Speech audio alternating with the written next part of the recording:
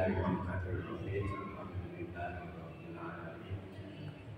Wa sallallahu ala sayyidina Muhammad wa ala alihi wa sahbihi wa dzurriyyatihi wa ashabihi tayyibin tahirin. Para jamaah sekalian, saya hormati. Sore ini saya ingin membahas firman Allah yang ada dalam surat Al-Maidah ayat 27. A'udzubillahi minasyaitonir rajim. Wa alaina ba'athna Adam bil haqqi qarrara rabbana faqtulna min ahadihima wa lam yutaqabbal minal akhar. Qala la'aqulannaka qala innama yataqabbalu Allahu minal muttaqin. La'in basatta ilayya yadaka lataqulani ma ana bighayri yadiya ilaika li'aqulan inni aqafu Allaha rabbal alamin. Inni uridu an taqula bi ismi wa ismika wa taquna min ashabin nar wa dzalika jazaa'us shalihin. Wa tawwa'atnahu nafsuhu qatta abihi fa qadalahu wa asbaha minal khasirin.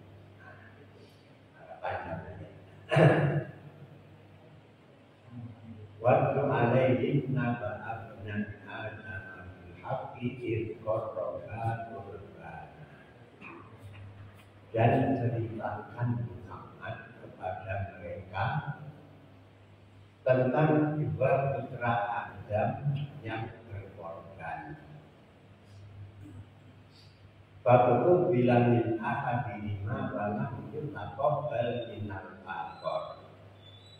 Maka diterima korban salah seorang di antara keduanya dan yang lain tidak diterima. Qala la'aqtulannaka qala innama aqatullahu rabbal alamin. Qala la'aqtulannaka qala innama yataqabbalu Allahu minal muttaqin. Berkatalah yang korbannya diterima,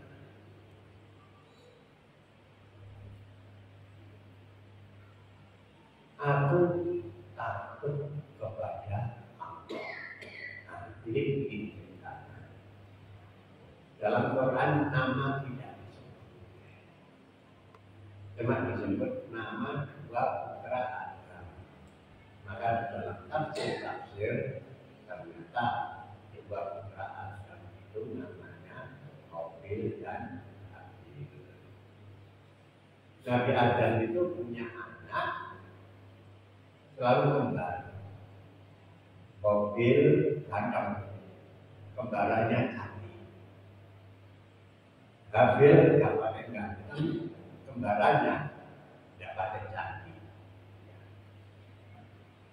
Oleh Nabi Adam, tentu saja ini atas perintah Allah, Qabil itu tidak boleh kawin sama kembarannya. Demikian juga Habil tidak boleh kawin sama kembarannya. Harus disilang. Qabil mendapatkan kembarannya Habil, Habil mendapatkan kembarannya Qabil. Nah, kalau silang ini yang untung siapa ini? Yang untung kan Habil oleh bojo lain. Iya kayak gak pakai ganteng oleh bojo lain. Yang tidak untung Qabil ganteng oleh bojo gak pakai ayu pendidikan. Nah, maka Qabil tidak terima dengan putusan ini. Protes kepada Nabi Adam, ya adil. Maka Allah memerintahkan supaya berkorban. Siapa yang korbannya diterima, maka tetaplah keputusan Qabil dapat kembarannya Habil, ya, Habil dapat kembarannya Qabil. Kalau korbannya apa itu, siapa yang korbannya diterima, maka keputusan itu benar. Ya. Kalau korbannya tidak terima, ya harus terima apa yang menjadi keputusannya. Nah, ini maka Habil kebetulan dia itu peternak. Dia memilih kambing yang paling sehat, pokoknya yang terbaik. Sementara Habil itu tadi dia menghimpun buah-buahan yang nyaris sudah hampir busuk. Alah, masih penting korban. Itu saja pikirannya. Habil pikirannya yang penting berkorban. Habil pikirannya yang terbaik harus untuk Allah. Tentu saja yang diterima itu korbannya Habil, korbannya Habil tidak diterima. Nah, maka saat itulah Habil langsung mengatakan inni la'aqulanna. Sesungguhnya aku pasti akan membunuh kamu. Maka Habil menjawab, qala inni akhafullaha rabbal alamin. Sungguh aku hanya takut kepada Allah, Tuhan sekalian alam. Maaf, innama yataqabbalu minal muttaqin. Hanya saja Allah menerima korbannya orang yang bertakwa. Saya lanjut ceritanya. Fatawwa'at lahu nafsuhu wa ta'abihi faqala. Bukan?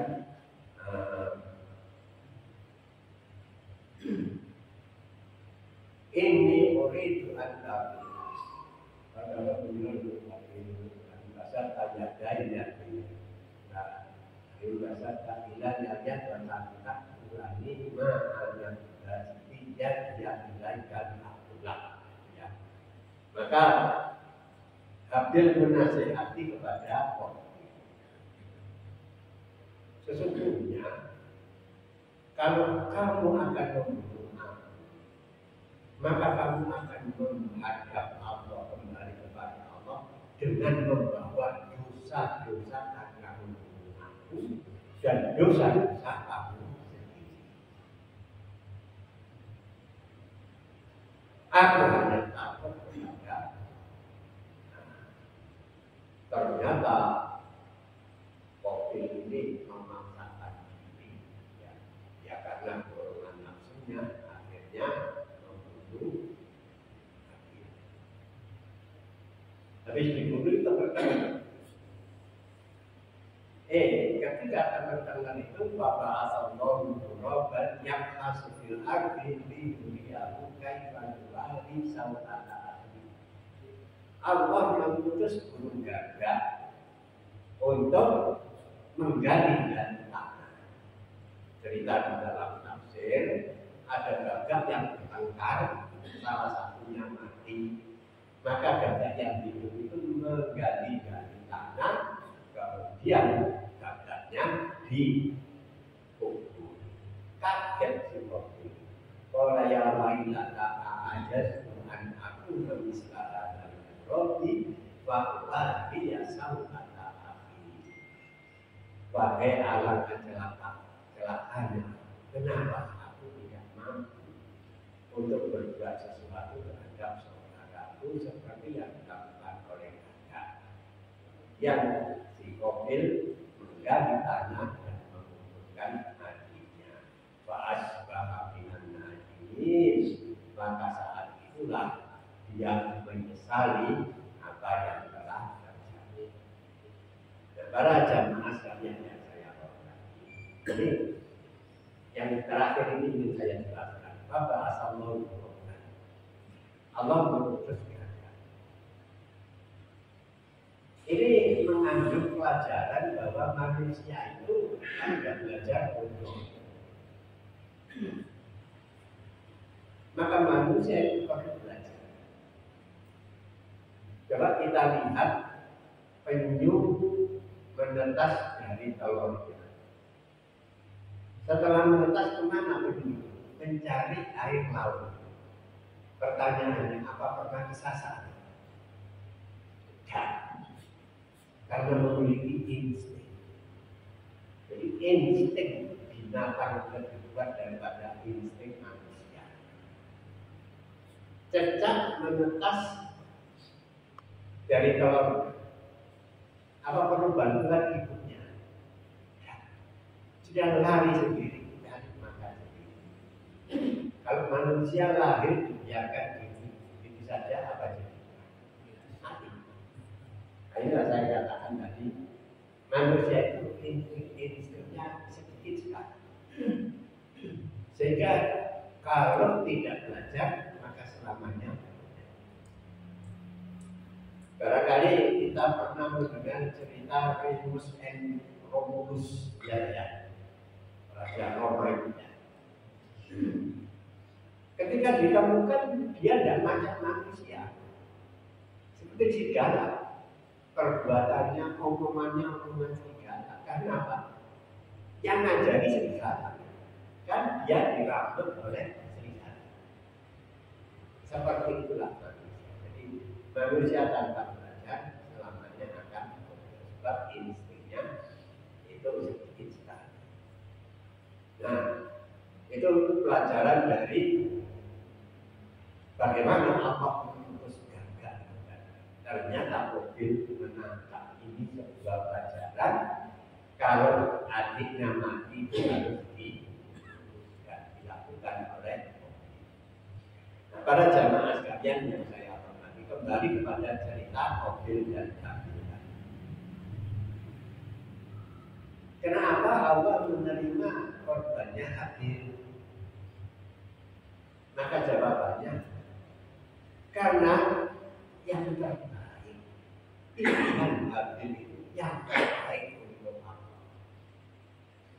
Kenapa Allah tidak menerima korbannya Qabil? Karena Qabil berkorban asal-asalan yang contoh sekarang itu yang penting satu. Nah, contoh sekarang, saya cuma pakai kulon, terus pakai kaos kutang, saya sholat sah kan sholat?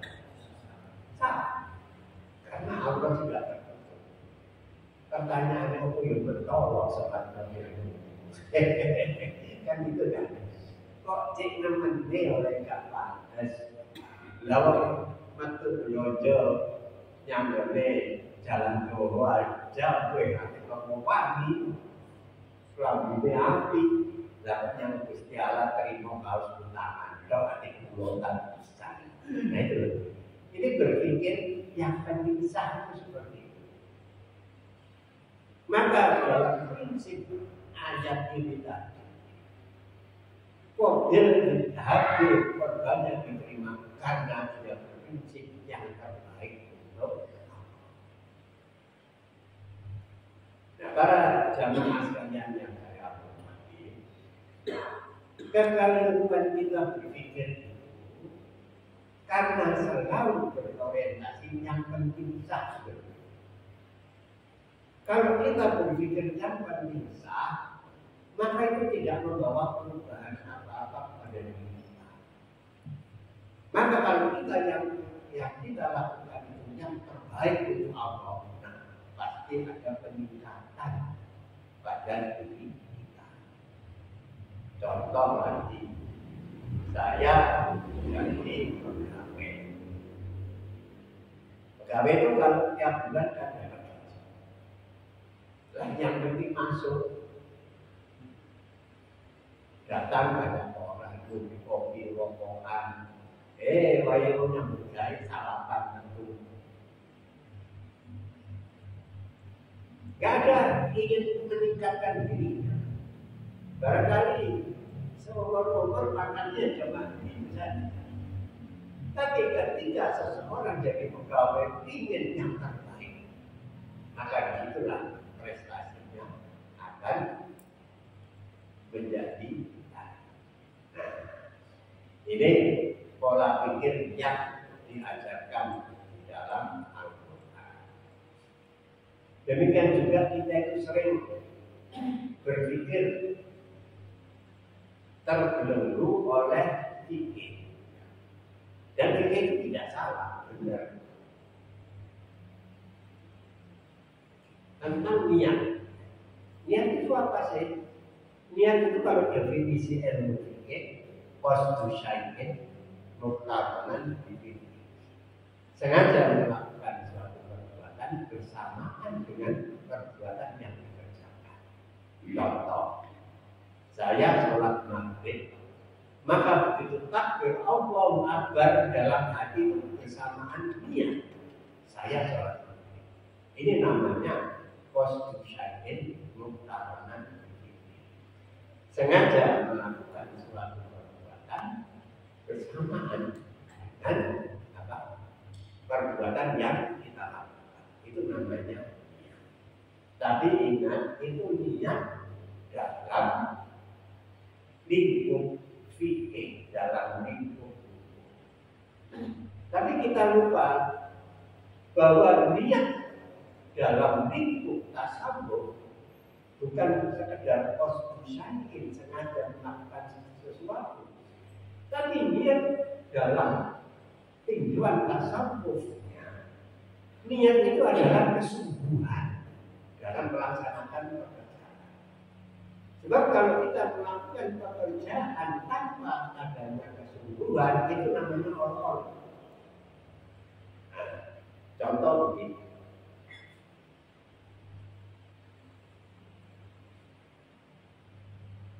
Apa itu? Kita di dalam beragama. Contoh kecil saja, skop masjid saja. Kalau tidak ada kesungguhan dari pengurus, menaranya tidak bisa muncul. Ada masjid kaki penolong kalau poin lapor yang dari masjid. Tapi kalau ada kesungguhan, tidak berkutu. Ini namanya niat itu. Ini tujuan tasawufnya. Masjid itu yang penting lah untuk sholat. Nggak usah ada pengajian itu kan. Tapi karena kita punya kesungguhan, kita harus meningkatkan pengetahuan kita, maka diadakan pengajian. Ini namanya niat. Loh, barangkali panjenengan bertanya, kok wani-wani ini memberi makna niat itu kesungguhan? Coba kita perhatikan ada dua hadis. Hadis yang pertama, innamal a'malu binniyat wa innamal likulli imri'in ma nawa. Faman kanat hijratuhu ila Allahi wa rasulihi fa hijratuhu ila Allahi wa rasulihi. Faman kanat hijratuhu lidunya yusibuha aw imra'atin yankihuha fa hijratuhu ila ma hajara ilaih. Hadis ini ada di dalam Sahih Bukhari, juga ada di dalam Sahih Muslim. Sesungguhnya sahnya perbuatan itu terletak pada niat. Dan sesungguhnya apa yang menjadi niat seseorang, dan sesungguhnya apa yang dilakukan oleh seseorang itu bergantung kepada niatnya. Maka barang siapa yang hijrahnya ke Madinah itu karena Allah dan Rasulnya, maka dia akan memperoleh pahala karena Allah dan Rasulnya. Barang siapa yang hijrahnya itu karena keinginan untuk memperoleh keuntungan duniawi atau mendapatkan perempuan yang akan dinikahi, maka hijrahnya hanya sampai kepada tujuan itu saja. Nah, sekarang persoalannya, hijrah itu jalan kaki. Banyak ya, jadi di antara peserta hijrah itu jalan kaki dari Mekah menuju Madinah 800 km. Kediri Semarang, saya pernah lihat peta itu. Kediri Semarang jalan kaki. Kalau nggak subuh agak bisa nyampe apa tidak? Tidak mungkin nyampe. Dan jalannya itu bukan di atas reruntuhan, bukan di atas padang pasir, enggak. Di atas batu yang bertanahan, bukan tanah berbatuan, tapi terbalik batu bertanahan. Lebih banyak batunya daripada tanahnya. Saya naik bis dari Medina sampai Mekah itu tidak pernah berhenti, air mata itu terus mengalir sambil terus. Ngono bijen Kanjeng Nabi sama umat generasi pertama ini jalan kaki. Aku naik bis saja sambatan subuh barang. Bayangkan pekerjaan hijrah jalan kaki dari Mekah ke Madinah tanpa ada kesungguhan, tidak nyampe pasti. Maka niat di sini maksudnya adalah dengan kesungguhan.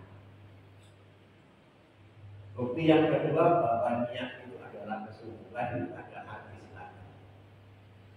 Rasulullah SAW bersabda, la hijrata ba'dal fathi walakin jihadun wa niyyah. Tidak ada hijrah lagi setelah terbukanya Mekah. Yang ada tinggal dua, yaitu jihad dan niat. Jihad itu dua, dan terus niat itu diartikan apa?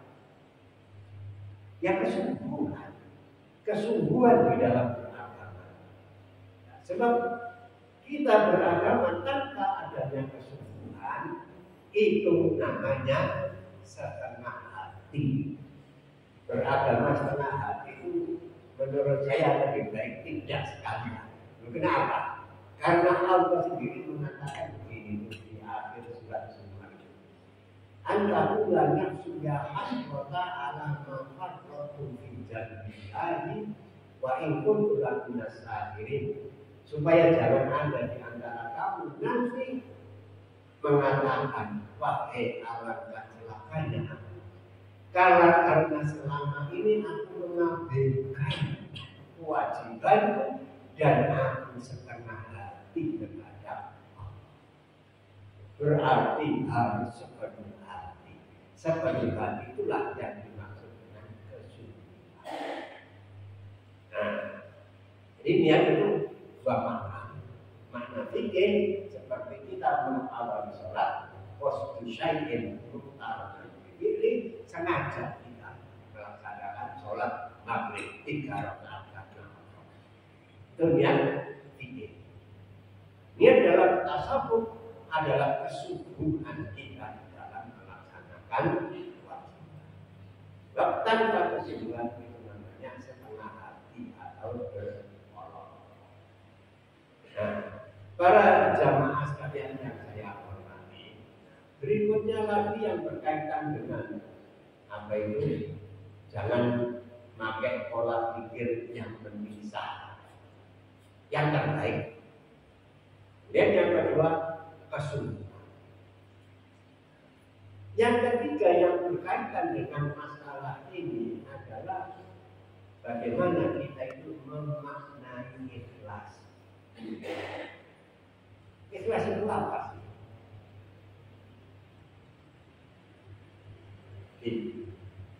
Menurut saya ya, di saku kiri saya itu ada uang 200.000. Di saku kanan ada uang pakai murah.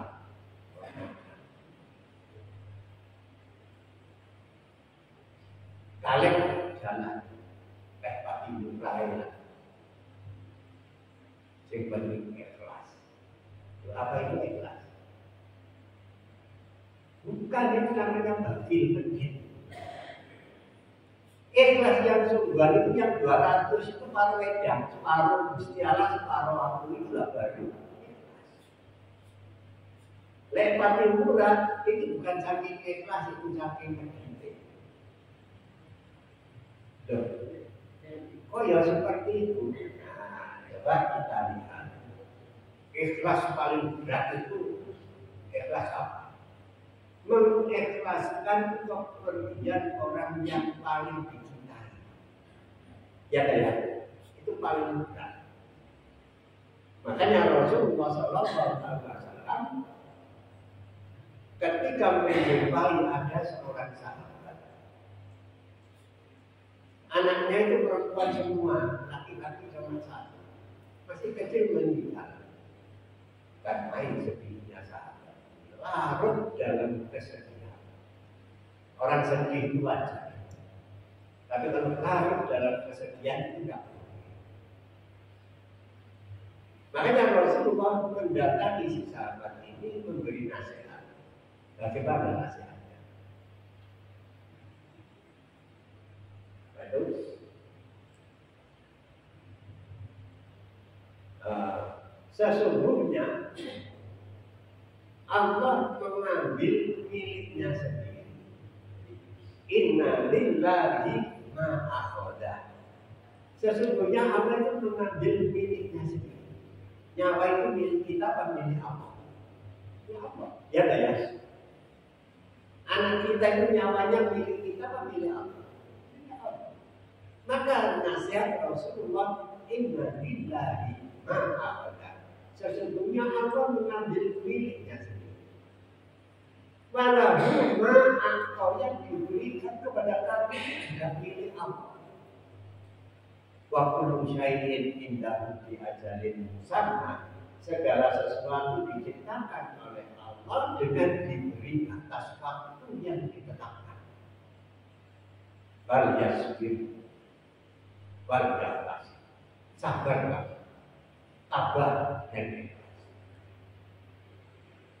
Begitu mendapat nasihat dari Rasulullah seperti ini, betul-betul menyentuh hati, maka si sahabat itu langsung sadar dari larut terhadap kesedihan itu.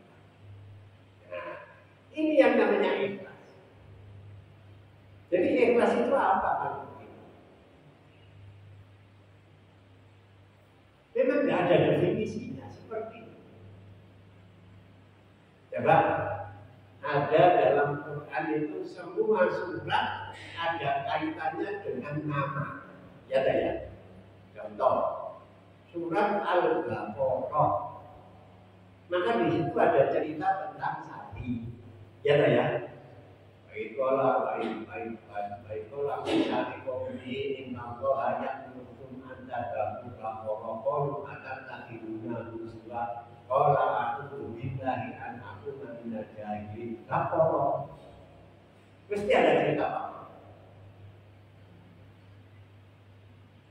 Surat An-Nisa mesti ada hukum tentang perempuan. Ya ya. Surat apa lagi? Al-Anfal malah ada di atas di awalnya. Yas'alunaka 'anil anfal. Surat Muhammad. Alladzina kafaru wa saddu an sabilillahi adalla a'malahum. Walladzina apa itu? Alladzina kafaru wa saddu an sabilillahi adalla a'malahum.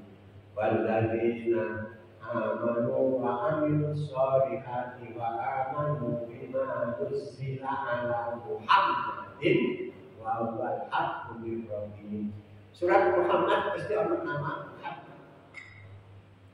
Sekarang surat Al-Ikhlas ada kata-kata ikhlasnya enggak? Tidak ada. Qul huwallahu ahad, Allahu samad, lam yalid wa lam yulad wa lam yakul lahu kufuwan ahad. Kamu ikhlas kok dijenjang ikhlas? Ini kan memang sulit didefinisikan. Maka kalau saya memahami ikhlas, selama kita itu masih merasa apa yang ada pada kita itu milik kita secara mutlak, maka kita sulit untuk ikhlas. Cuma itu saja.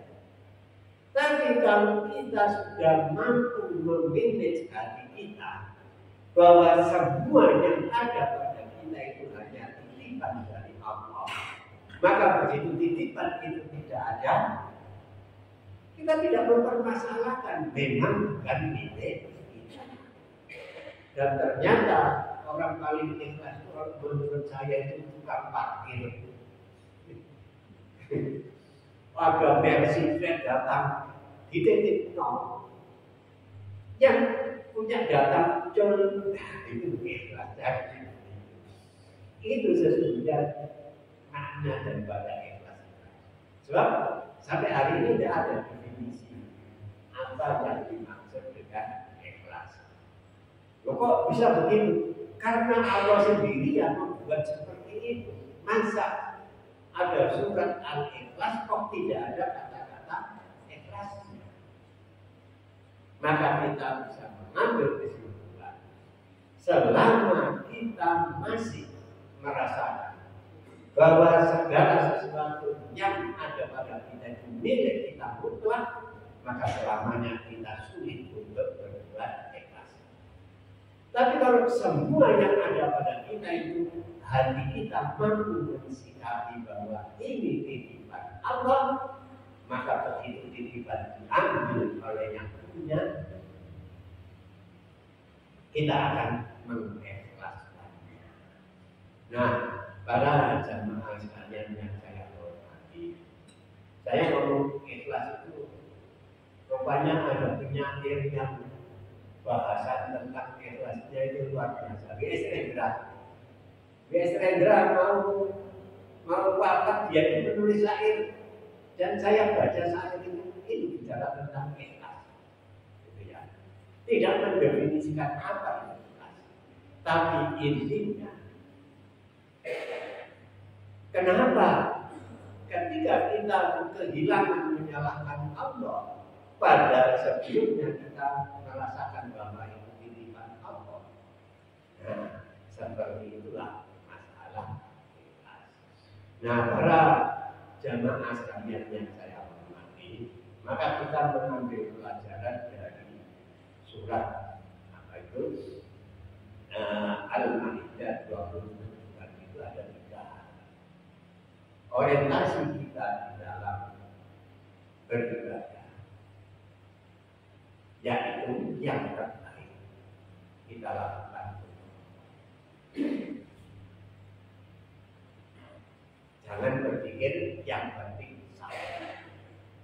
Kemudian yang kedua, niat itu memiliki 2 makna. Makna fikih, yaitu niat ketika kita melakukan suatu perbuatan dalam hal ibadah. Dan makna yang kedua, bahwa niat itu adalah kesungguhan. Nah, saya memakai 2 dasar tadi. Kemudian yang ketiga, keikhlasan.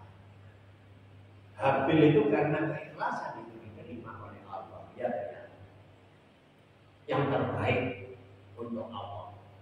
Maka tidak eman dengan mengeluarkan yang terbaik. Itulah rasa bahwa Habil tidak memiliki apa-apa, sehingga begitu ikhlas dia memberikan yang terbaik untuk. Nah, para jamaah sekalian yang saya hormati, terus ketiga-tiganya mereka harus ingin ya bagaimana Oma Gendeng tak sapa nanti apa tenteng tak sapa. Sebenarnya berat itu tidak ada. Yang ada itu karena tidak biasa. Saya ulang, berat itu tidak ada. Yang ada adalah tidak biasa. Kalau sudah biasa, maka tidak ada berat lagi. Ya contohlah, panjenengan jalan-jalan ke Patipura, di sana ada durian begitu ya. 1 kintal itu di punggungnya. Karena itu sudah terbiasa. Kok saya tidak pernah mendengar sambat kabupaten malah nyanyi-nyanyi. Saya pernah mendengar nyanyi lagunya Omar Ramli. Amin. Di sini ada 100 kilo. Tidak ada yang sabar. Kenapa? biasa. Gitu. Jajan kita dikasih 100.000, ya keingin. Kenapa? Karena tidak biasa.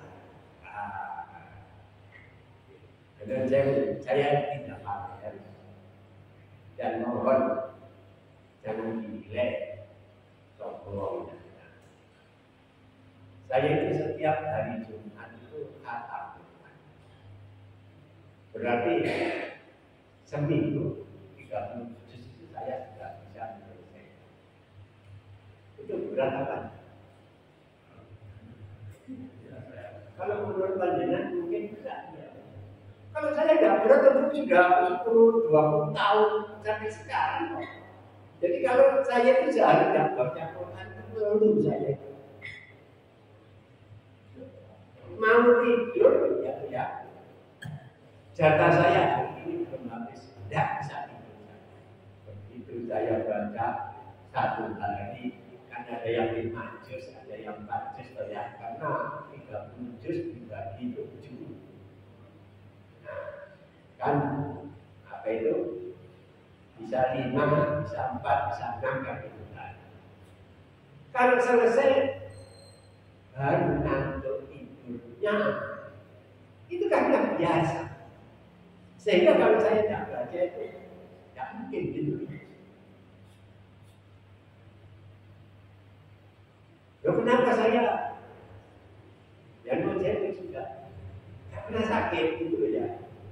Ya karena ini. Duit jatah kalau tidak terpenuhi, makanya Allah bisa sehat lagi kalau ngomong itu kira-kira.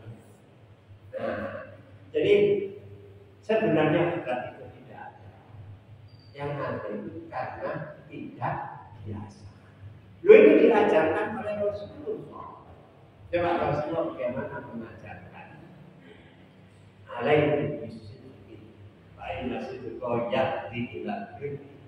Inal birra yahdi ila jannah wa ma yazalu rajulun yasduqu wa yataharra sidqa hatta yuktaba indallahi siddiqan. Berlakulah jujur,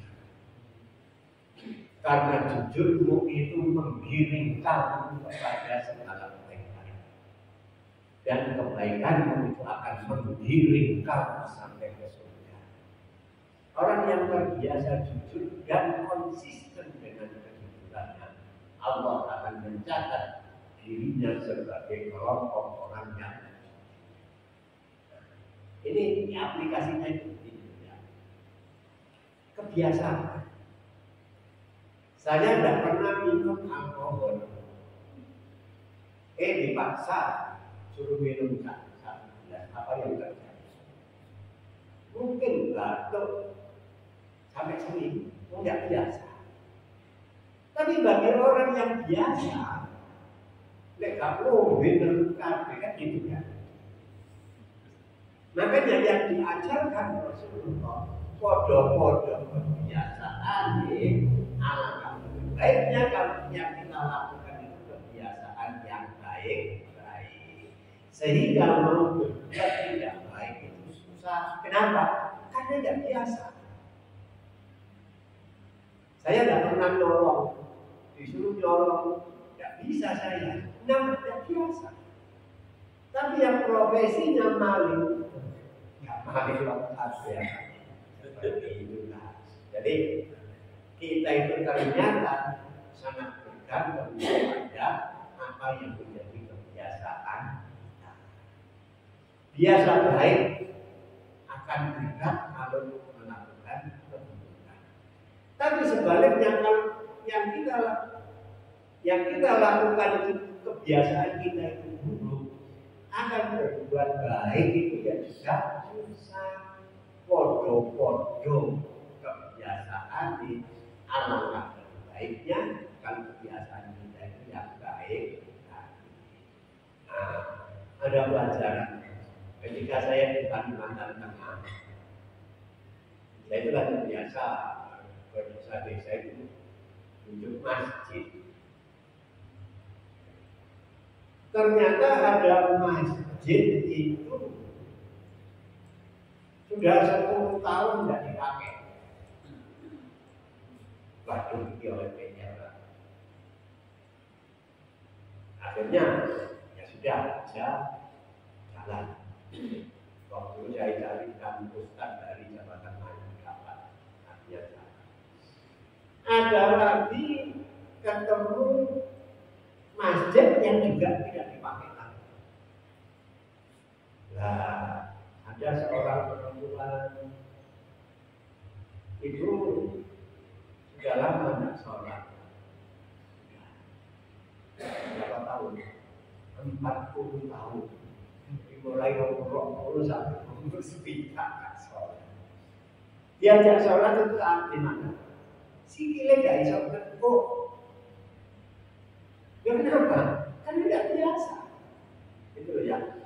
Masa aku yang kasihan. Jadi maksa. Nah, di sini kan yang umur 70 ada kok bisa ngekak. Sujud nempuk berdiri. Kenapa? Biasa. Itu aja persoalannya. Karena kalau tidak biasa, sulit. Nah, makanya Rasulullah tadi melanjutkan hadisnya. Wa iyyakum wal kadhiba. Wa innal kadhiba yahdi ilal fujur. Wa innal fujura yahdi ilan nar. Wa ma yazalu rajulun yakdzibu wa yataharral kadhiba hatta yuktaba indallahi kadzdzaba. Tinggalkan segala kecurangan. Karena kecuranganmu itu akan menggiring kamu kepada segala keburukan. Dan keburukanmu itu akan membimbing kamu sampai ke neraka. Orang yang terbiasa curang dan terus-menerus dalam kecurangannya, maka dia akan dicatat di sisi Allah sebagai kelompok kadzdzab, sebagai kelompok orang-orang yang curang. Nah, para jamaah sekalian yang saya hormati, orang korupsi itu sekali atau berkali-kali? Ya mungkin sekali. Kok enak, gitu loh. Korupsi itu enggak sekaligus nyolong. Korupsi itu apa itu definisinya itu ngipili. Ambil 1 juta, tak konangan, 2 juta, ini. Jadi orang korupsi itu tidak sekali, sudah berkali-kali saking segini sampai konangan itu. Karena apa? Sudah terbiasa dengan kecurangan, tidak curang susah. Nah, seperti itulah para jamaah sekalian yang saya hormati. Jadi indah sekali yang diajarkan oleh Rasulullah Sallallahu Alaihi Wasallam. Dan cuma yaitu tadi, semuanya tidak ada yang ringan, semuanya berat. Tapi ingat, berat itu karena tidak biasa. Yang biasa tidak ada. Rasulullah Sallallahu Alaihi Wasallam sholat malam sampai kakinya bengkak, sehingga Aisyah merasa kasihan. Ya Rasulullah, engkau itu sudah dijamin surganya, diampuni dosa. Kenapa sholat saja kok sampai membengkakkan? Ternyata sholat itu bukan sesuatu yang berat bagi Rasulullah. Kenapa? Karena beliau mengatakan qurratul aini sholat, hiburanku itu sholat. Jadi kalau sholat itu terhibur Rasulullah. Nah, hiburan kita itu apa? Apa ya? Masih HP.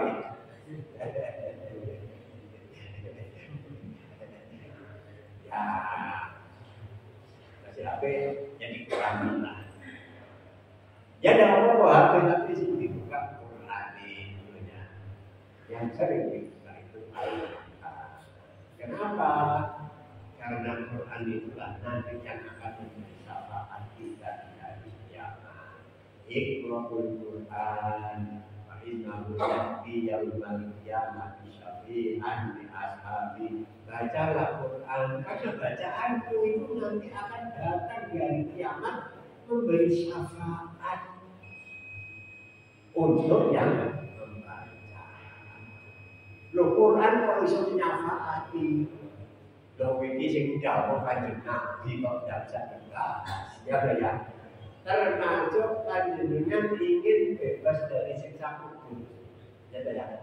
Gampang caranya. Hafalkan surat Al-Mulk yang ngomong itu Rasulullah Sallallahu Alaihi Wasallam sendiri.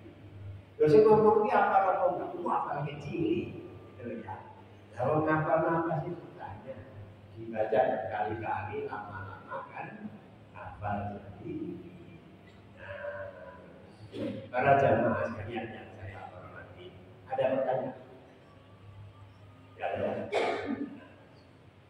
Saya kira, jadi jangan berpikir habis melakukan kabeh.